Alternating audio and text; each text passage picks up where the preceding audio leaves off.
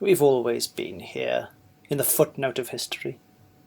You think the ancient powers that be would have managed to carve the world like they did without us to do the dirty work? You shouldn't forget that, Mariner. It's them up there that need us down here. You can call it whatever you like. Syndicalism, theocracy, even by the right of blood.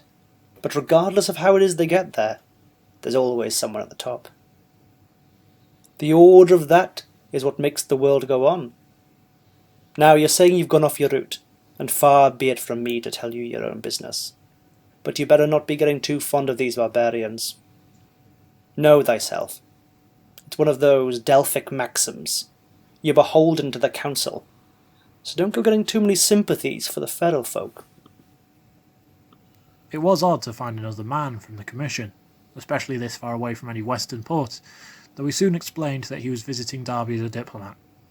He held himself with smugness, arched his back and looked down his nose at me through dusty old glasses. I dismissed his accusations of not enacting the council's best interest, but it was clear to see that neither of us truly cared about the formal duties of one another. As was custom, we shared lunch in a tavern on the dockside, and over cod, potatoes and beer, he told me the news from various towns.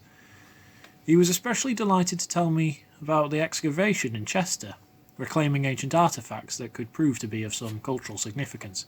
How they managed to conduct such an operation in the middle of the Cheshire Bay, however, was beyond me. Though I imagine the buildings must look impressive underwater, if it weren't too murky. After this, we parted ways.